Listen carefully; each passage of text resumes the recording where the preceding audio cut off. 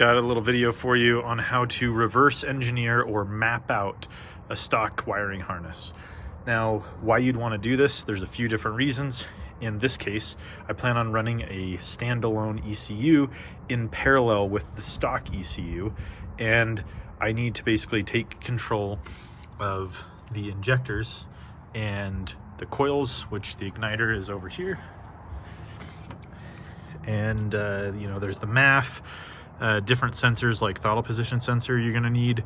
And so basically a lot of these you can tap into and you don't have to disturb the factory wiring harness.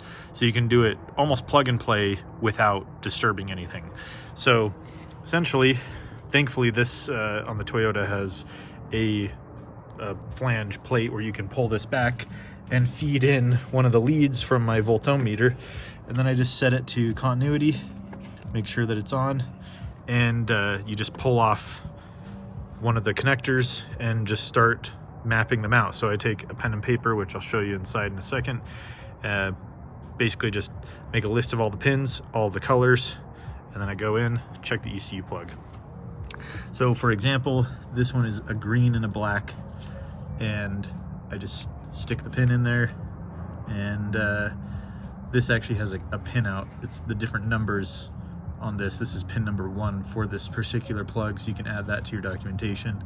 And then if we go inside here,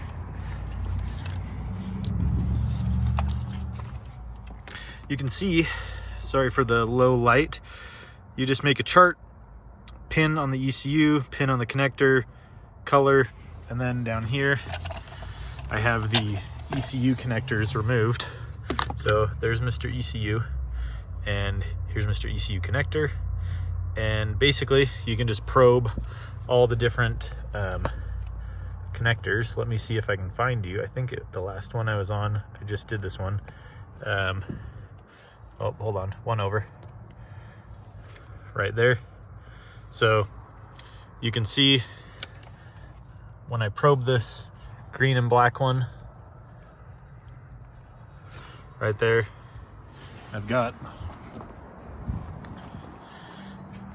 continuity, so I know that I have reached this cable. So I've gone from this wire all the way to the connector inside the ECU. Now you can do this with pretty much any of them, but you do have to be careful. Some of them, some of them can trick you.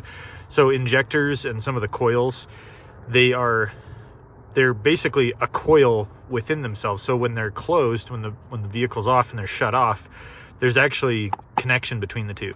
So you can put you can test like a 12 volt, and you can test one of the injectors, and they would have continuity between them when they're not open. So anyway, hopefully that helps.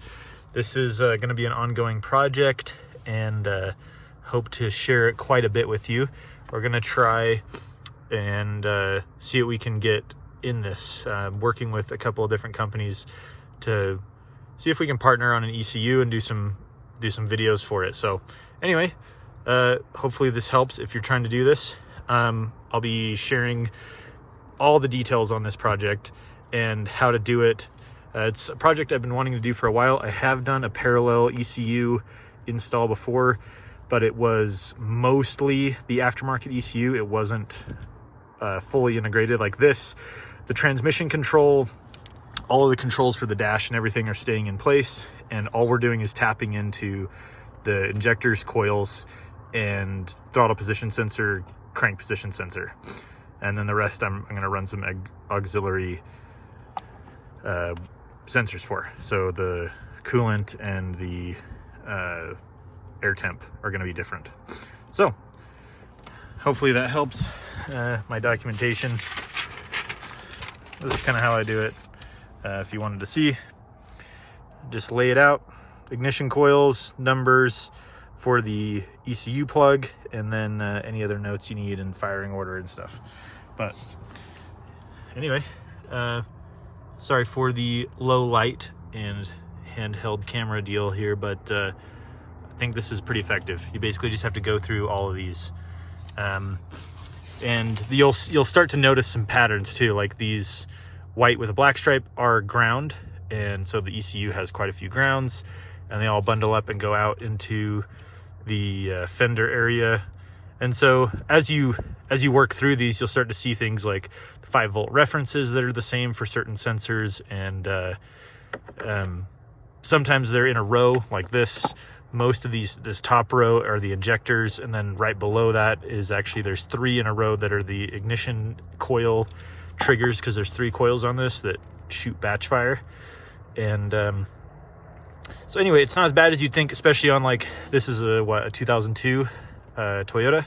So anyway, there's a lot of documentation online, but every year and every model is very different, and it's very hard without like factory service manuals and access to those to get this. So an easy way to guarantee that you're not going to mess it up is to just go through the wires that you need. And you don't have to do every single one of them. You know, it's only what you're trying to grab, which for me is like 12 different wires. So anyway, hopefully this helps someone, and yeah, enjoy. I'll keep posting.